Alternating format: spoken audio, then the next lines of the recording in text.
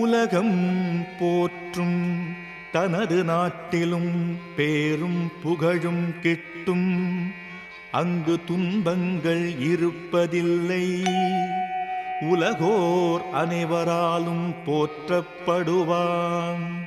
அப்படிப்பட்ட பக்தனுக்கு அளவற்ற ஆயுளையும் ஆனந்தத்தையும் நீர் அருள்கிறீர். நிலம் நீர் ஆகாயம் உள்ளளவும் அவன் போற்றப்படுகிறான்.